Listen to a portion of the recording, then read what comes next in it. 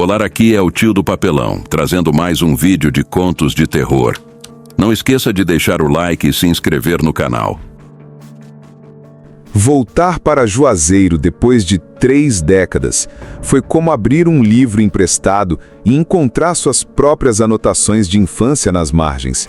A cidade que um dia foi meu universo inteiro, agora parecia uma miniatura desbotada, uma maquete de um tempo que ninguém mais habitava. Eu, Rafael, um designer carioca de 40 anos, acostumado ao caos organizado da Lapa, estava de volta para fechar a última página da vida dos meus pais: vender a casa. Cada canto da velha residência sussurrava uma lembrança, mas era o meu quarto de adolescente que eu mais temia. Foi no fundo do armário, atrás de uma pilha de cobertores com cheiro de naftalina, que a encontrei. Uma simples caixa de sapatos, mas que pesava como um túmulo. Dentro, nossos tesouros de menino, um peão de madeira rachado, um álbum de figurinhas semi-metade e um walkie-talkie de plástico amarelo. E sob tudo isso, um mapa desenhado a lápis em papel pautado, com o título QG secreto do R e do T. R de Rafael, T de Tiago.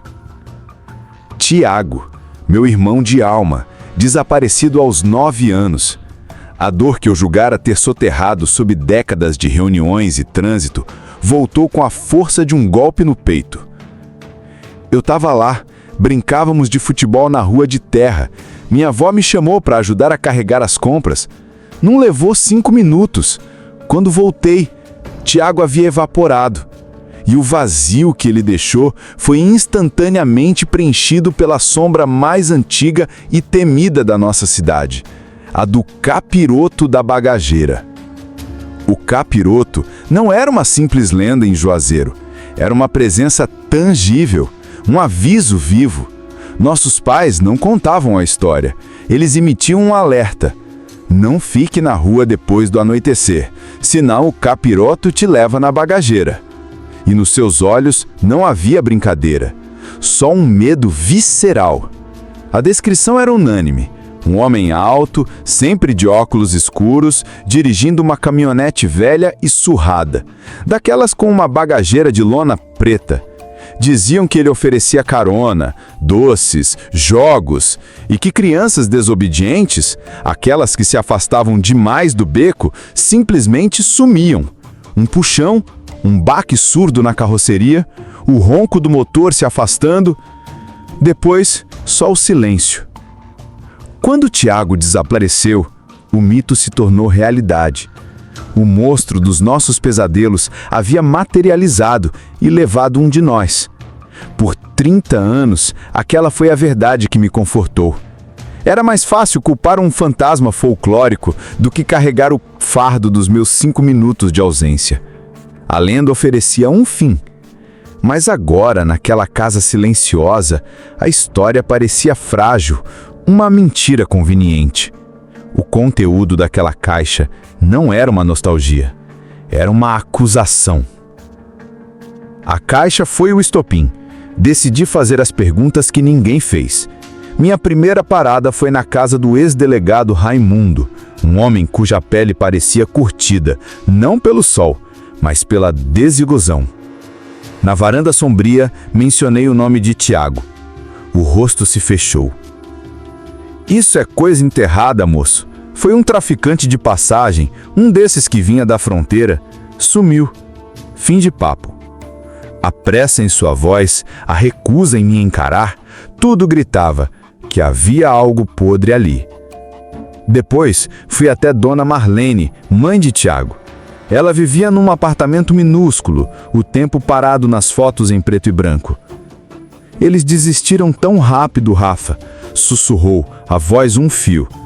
Depois que fecharam o caso, um soldado novinho, de bom coração, me trouxe uma coisa. Disse que achou perto do campinho. Me entregou um saquinho plástico. Dentro, um único botão de metal, pesado, do tipo que prende macacão, com o número 7 gravado. A cidade, outrora familiar, agora me observava por trás das cortinas. Seu silêncio era uma conspiração. O mapa era minha única pista. QG secreto. Lembrei na hora do galpão abandonado da antiga olaria. A porta estava presa por uma corrente enferrujada. Um chute resolveu. O ar em si era espesso, cheirava a mofo e abandono. A luz da lanterna do celeiro revelou nossas iniciais riscadas na parede. E então, sob um monte de sacos de estopa velhas, eu vi o segundo walkie-talkie, o par do meu, amarelo e sujo.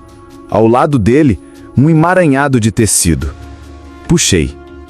Era um macacão de operário, azul escuro, impregnado de graxa e terra. E no bolso do peito faltava exatamente um botão. A lenda do capiroto desmoronou. Com mãos trêmulas, peguei o walkie-talkie de Tiago. O plástico estava embaçado pelo tempo. Abri o compartimento das pilhas. Estavam lá, corroídas, um pó esverdeado vazando. Morto. Um gesto de pura saudade me dominou. Apertei o botão de falar e levei-o à boca. Desculpa, Tiago. Sussurrei, minha voz ecoando no silêncio do galpão. Soltei o botão. E então, do pequeno alto-falante, um chiado crepitou, um som que desafiava a física. E no meio da estática, uma voz fina, distorcida, um sopro eletrônico que me congelou o sangue. A voz de Tiago, e ela disse uma única palavra: escuro. Não senti as pernas me levarem até o carro. Minha realidade era um macacão no banco do passageiro, o botão gelado na minha palma suada e aquele sussurro fantasma ecoando na minha mente. Estacionei na calçada, não parei, e joguei o macacão enlamado sobre a mesa de sinuca do delegado Raimundo. O botão caiu com um clique seco. De quem é isso, Raimundo? Por que você disse que isso era lixo? Já disse, deve ser de algum peão da obra. Você tá cavando o buraco errado, menino. Caso encerrado. Não foi encerrado, a contra-ataquei, meu corpo bloqueando a luz da varanda. Foi abafado, assim como o Tiago. A lenda foi bem conveniente, não foi? Um monstro sem rosto. Ninguém pergunta para um fantasma. Ele se levantou, a raiva mascarando o pânico. Cuidado com o que diz, eu servi esta cidade. Um homem que serve não esconde a única prova de um desaparecimento. Ergui o botão. O mundo mudou, seu Raimundo. DNA, perícia. Este botão e este macacão não são lixo. São o começo. E quando eu descobrir quem era o funcionário de número 7 da empreiteira na época, não vai ser sua aposentadoria que vai pro ralo, vai ser a verdade, e ela vai feder. O blefe funcionou. Vi o homem murchar na cadeira, a máscara de autoridade se dissolvendo em puro terror. Ele desabou, o rosto entre as mãos. Era o meu genro. A confissão saiu como um arroto de veneno. Ele era encarregado da obra da ponte, dirigia uma caminhonete velha. O menino, Tiago, estava atrás de uma bola que escapou. Ele não viu, foi um acidente. Ele veio até mim em pânico. Eu matei um menino, seu Raimundo. Era o meu genro, o pai dos meus netos. Eu não podia. Nós resolvemos. A verdade veio então, obscena e crua. 2 homens numa noite escura, carregando um fardo pequeno e silencioso até a imensidão do Rio São Francisco. A lenda do capiroto não era uma pessoa, era um pacto, uma bagageira metafórica, grande o suficiente para carregar o corpo de uma criança, o erro de um homem e o pecado de outro. Onde? Minha voz saiu áspera, sem emoção. Onde você o jogou? Ele mal conseguia falar. No vieiro, na parte funda, perto dos pilares da Ponte Nova. Acreditamos que a correnteza, que ninguém nunca... Naquela noite, fiquei na margem do rio. A ponte se erguia como um gigante de concreto contra o céu roxo. Um monumento à mentira. Segurei o walkie-talkie. Apertei o botão. Nada saiu da minha garganta. Soltei-o. E através do chiado, a voz voltou, mais clara do que nunca, um lamento que vinha das profundezas. Escuro. Rafa, tá muito escuro. O verdadeiro monstro não era o homem da caminhonete. Era o silêncio que se arrastou por 30 anos. Era a conivência de uma cidade que preferiu acreditar num fantasma a encarar seu próprio reflexo. E os fantasmas, eu descobri, não assombram apenas casas velhas. Eles assombram a consciência. E o de Tiago, finalmente, depois de tanto tempo, havia encontrado seu porto de voz. Por mais de 20 anos, eu guardei aquela memória num baú mental, lacrado com a etiqueta Pavor Noturno. Era a explicação mais racional, a única que me permitia fechar os olhos sem ver aquela silhueta. Toda criança tem pesadelos, não é? Mas a verdade é que o que acontecia no meu quarto de infância, numa cidadezinha do interior de Minas Gerais, não era um sonho, era uma vigília. Eu tinha uns 8 anos. Morávamos em São Tomé das Letras, um lugar onde a névoa beija a serra e as pedras parecem guardar segredos antigos. Lembro-me das noites, o frio úmido que entrava pelas frestas da janela, o coachar ritmado dos sapos no quintal e o rangido constante do assoalho de madeira, a própria casa respirando. Era nesse cenário que ele aparecia. Tudo começava com um silêncio anormal. Os sons da noite não cessavam, mas era como se uma redoma de vidro grossa se formasse ao redor da minha cama. O coachar dos sapos vinha de outro mundo, e o único som dentro daquela bolha era o bater descompassado do meu coração. Eu acordava não por um ruído, mas por essa ausência súbita. Meus olhos se abriam no breu e eu já sabia. Ele estava lá. No canto mais afastado, onde a penumbra engolia a claridade da lua, a silhueta se coalescia. Era a forma de um homem, mas absurdamente alto e magro, como se tivesse sido esticado. Ele vestiu o que parecia ser um paletó comprido e escuro, de um tecido pesado e antiquado. E na cabeça, um chapéu coco, daqueles muito antigos que gente do campo nem usa mais. O chapéu era o pior, porque lançava uma sombra profunda e lisa sobre onde seu rosto deveria estar. Não havia olhos, nariz ou boca, apenas um vazio negro e liso sob a aba. Ele não se mexia, não emitia um único som, apenas permanecia plantado ali, e eu sentia o peso de sua atenção sobre mim, um escrutínio gelado e impessoal. O pânico me petrificava de um modo que nunca mais experimentei. Meus músculos travavam, o grito apodrecia na minha garganta e eu ficava preso na minha própria carne, um prisioneiro aterrorizado da minha paralisia. Até que o cansaço ou o próprio horror me arrastavam de volta ao sono. A visita tornou-se uma rotina macabra. Quase todas as noites, o silêncio anômalo me arrancava do sono e ele estava lá. O medo agudo da infância se transformou num terror crônico, uma ansiedade que me seguia até de dia. A hora de dormir era uma sentença. Tentei combatê-lo com a lógica frágil de uma criança. Deixava uma vela acesa, esperando que a chama o afastasse. Foi inútil. Ele aparecia do mesmo jeito. E era pior, porque a luz revelava que ele não era feito de sombra, mas de algo que sugava a luz ao redor. Ele era uma mancha de escuridão, absoluta, com forma humana. Empilhei livros e brinquedos como uma barricada frágil no seu canto preferido. De manhã, a pilha estava intacta, mas a memória nítida de sua presença permanecia, ridicularizando minha defesa patética. A pior parte era a solidão. Tentei contar aos meus pais. Minha mãe, com sua doçura infinita, me abraçava e falava de pesadelos. Meu pai, um homem prático, revistava o quarto, mostrava que não havia ninguém no armário e me dizia para virar homem. Eles me amavam, mas não podiam entender. O porteiro de paletó era um segredo aterrador que eu era forçado a guardar sozinho. Ele nunca se aproximou, nunca estendeu uma mão, mas sua presença era uma violência silenciosa, a certeza de que, no meu lugar mais seguro, eu era observado por algo completamente alheio a esse mundo.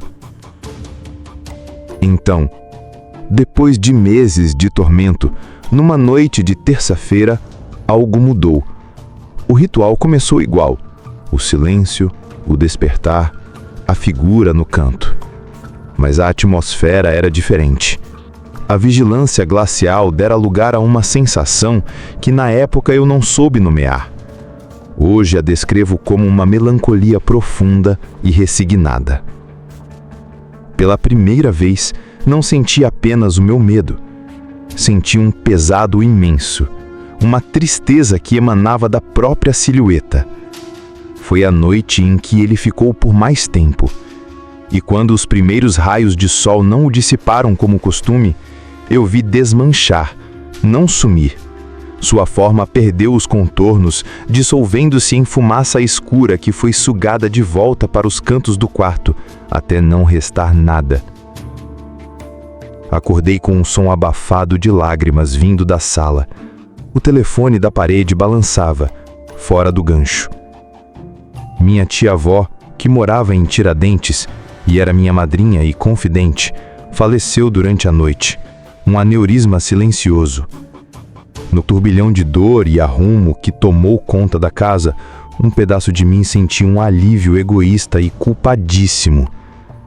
Naquela noite, e em todas as que seguiram, o homem não voltou. Eu era apenas um menino e não fiz a conexão. Para mim, o pesadelo simplesmente acabara. 25 anos se passaram. Construí uma vida longe da Serra Mineira e a história do visitante foi arquivada como um trauma infantil superado. Até um mês atrás. Estava na cidade para visitar meus pais e marquei de encontrar uns velhos amigos no único boteco da praça. A conversa, regada a cachaça e amendoim torrado, inevitavelmente derivou para as histórias de assombração que alimentavam nossa infância. Encorajado pela bebida e pela nostalgia, hesitei, e então soltei a minha. Lembrança mais estranha, comecei. Era um pesadelo repetido com um homem muito alto, de paletó, que ficava me encarando no escuro. Esperei as risadas. Em vez disso, veio um silêncio pesado. Foi o Zé Careca que, sentado ao meu lado, quebrou o clima. Ele palideceu, deixando o copo dele tombar na mesa. Ele usava um chapéu? Perguntou, a voz rouca. Um chapéu coco? Eu congelei. Sim. Do outro lado da mesa, a Rita estremeceu. Seus olhos encheram de água. Davi, isso foi pouco antes de Dona Isaura morrer, não é? O chão sumiu sobre meus pés. Como ela podia saber? Naquela roda descobri que não estava sozinho. O Zé viu a mesma figura por uma semana antes do irmão mais novo se afogar no rio. A avó da Rita jurou ter visto um homem muito educado de paletó, parado na porta do quarto da irmã, um dia antes dela partir de pneumonia. A figura tinha um nome no folclore da região, um nome que eu nunca tinha ouvido. Alguns o chamavam de o precursor, outros apenas o porteiro. Ele não era um demônio, era um mensageiro. Um arauto silencioso, uma entidade que surge não para causar o mal, mas para testemunhar a chegada de uma partida iminente. Naquela noite, voltei para o quarto da minha infância e não consegui dormir. O baú na minha mente estava escancarado. Seu conteúdo não era imaginação, era presságio. E a pergunta que me mantém acordado até hoje, ecoando na escuridão silenciosa: é apenas uma. Para quem ele virá da próxima vez? O meu nome é Vinícius, tenho 28 anos. Em 2018, eu pegava um trampo pesado como auxiliar de estoquista no turno da madrugada num atacadão na zona oeste de Curitiba. O lugar ficava num bairro industrial, longe de tudo, rodeado por galpões vazios. Meu horário era das 11 da noite às 7 da manhã. O trabalho era monótono, solitário e, para ser sincero, eu até gostava. O salário era uma merreca, mas a paz de não ter ninguém enchendo o saco não tinha preço. A equipe da noite era mínima. Eu, mais 2 caras no depósito e um vigia, o Paulo, que ficava na portaria vendo TV. Cada um cuidava de um setor. Eu era responsável pelo corredor 12, o das massas, molhos e óleos. A rotina era sempre a mesma. Descer os fardos com a empilhadeira, abrir as caixas, encher as prateleiras. Eu botava um som no fone de ouvido e deixava a noite passar. Às vezes dava aquele frio na espinha, aquela sensação de que tinha alguém te observando, mas com a iluminação fraca e aquele silêncio de cemitério era até normal. Foi depois de uns 3 meses que a parada começou a ficar esquisita. Na primeira vez achei que tinha sido vacilo meu. Um pacote de macarrão espaguete caído no chão, já meio empoeirado. Peguei, limpei e joguei fora. Pensei, devo ter deixado mal encaixado, acontece. Mas aí, nos dias seguintes, comecei a notar um padrão. Sempre era a mesma prateleira, a do fundo, que ficava perto do extintor de incêndio. A bagunça nunca era grande. 1 ou 2 pacotes levemente desalinhados, um sachê de molho tombado, coisas pequenas, quase imperceptíveis. Fiquei me vigiando. Será que eu estava ficando lesado de tanto trabalhar de madrugada? Passei a prestar uma atenção doentia naquela prateleira. Tentava memorizar a posição exata de cada item. Em algumas noites eu tinha certeza absoluta que tinha deixado tudo perfeito. E mesmo assim, na última volta, antes de bater o ponto, alguma coisinha sempre estava fora do lugar. Só um detalhe. Comentei numa boa com o Paulo, o vigia, na hora do café. Ele deu uma risada gorda. "Ah, deve ser o zumbi do macarrão instantâneo, mano", falou enquanto abria um pacote de bolacha. Eu ri junto, é claro. Mas aquele incômodo começou a crescer. Não era medo ainda, era mais uma irritação, um quebra-pau mental. Comecei a notar que, sem querer, eu dava uma volta maior para não passar por aquele corredor nas últimas horas do turno. E quando passava, era sempre a passo rápido. Não via nada, não ouvia nada, mas tinha algo naquele canto que não batia direito. Algumas noites eram normais, outras não. Passei a ficar neurótico com a arrumação, alinhando as embalagens com uma régua imaginária, virando todas as etiquetas para a mesma direção. Era um ritual. Mas mesmo assim, lá pelas 5 da manhã, quando a madrugada ficava mais pesada e silenciosa, alguma coisinha sempre mudava. Um pacote de farinha 1 milímetro mais para frente, uma garrafa de azeite levemente girada, detalhes que só eu que vivia ali notaria. Passei a sentir um aperto no peito toda vez que o relógio se aproximava do fim do turno.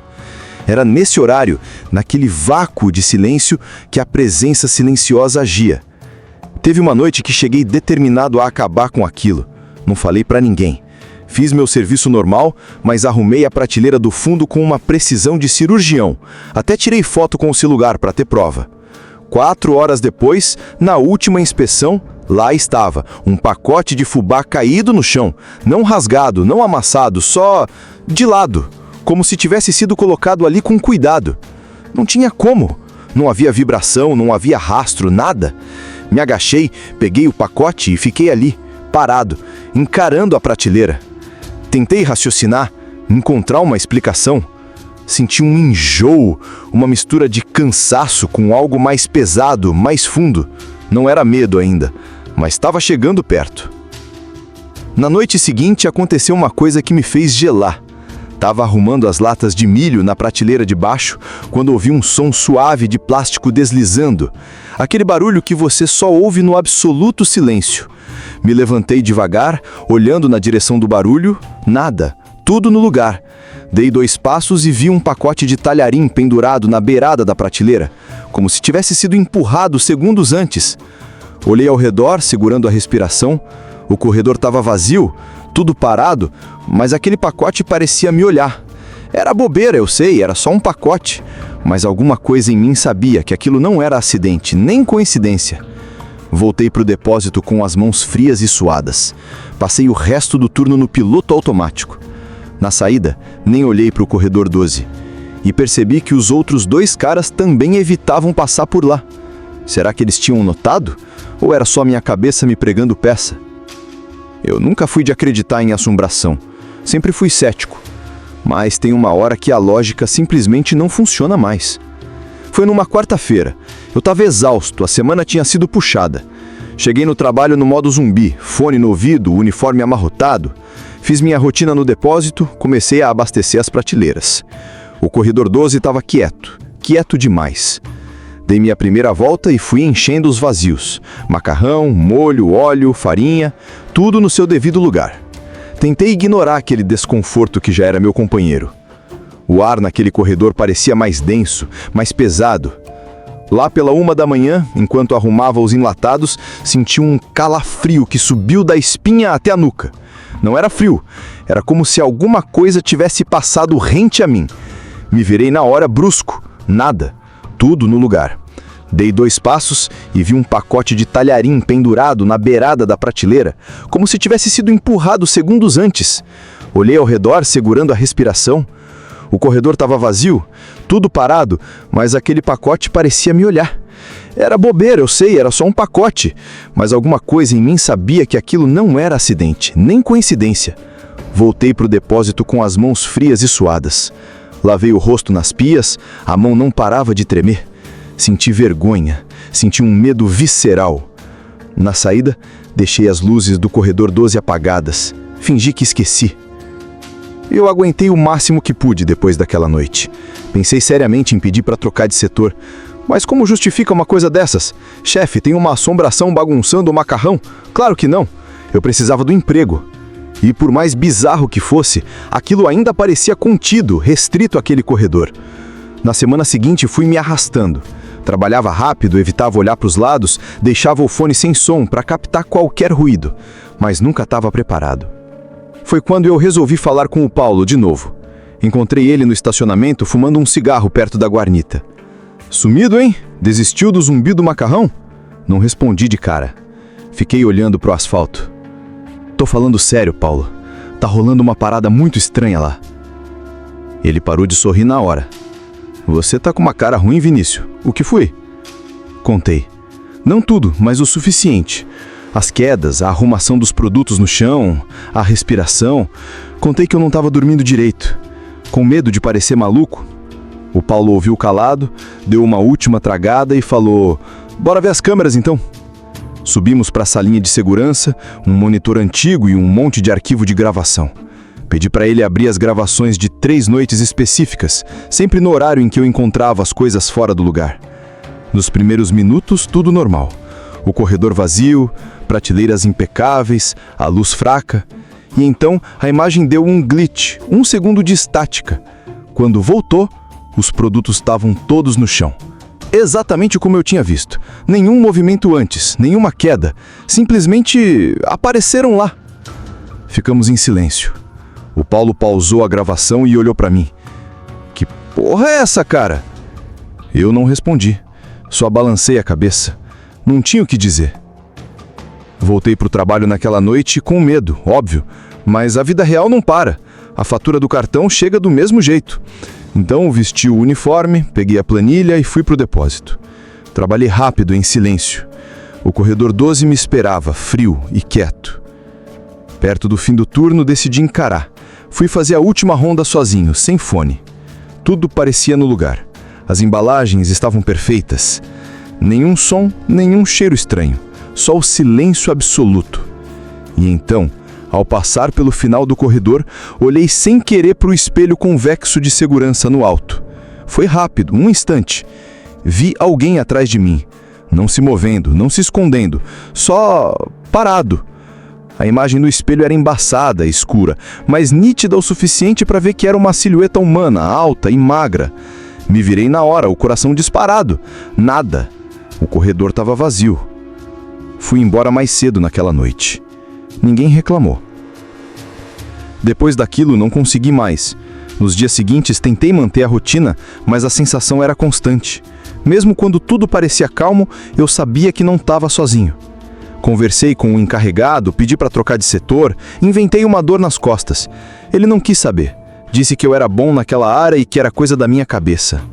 Então pedi demissão. Não foi fácil. Fiquei um tempo desempregado, fazendo uns bicos até conseguir uma vaga num escritório com horário comercial, salário parecido, trabalho entediante, mas com gente em volta, barulho de telefone, luz do dia, vida normal. Nunca mais aconteceu nada parecido. Nenhum objeto caindo, nenhum vulto no ovo, nenhuma respiração no ouvido. O silêncio da madrugada ficou para trás, e com ele, tudo o que aconteceu naquele atacadão. Nunca soube o que era. Nunca tentei entender, mas tenho certeza de uma coisa. Aquilo não era coisa de gente. E até hoje, quase ninguém acredita quando eu conto. Não esqueça de deixar o like e se inscrever no canal. E acompanhe o vídeo anterior. Até a próxima.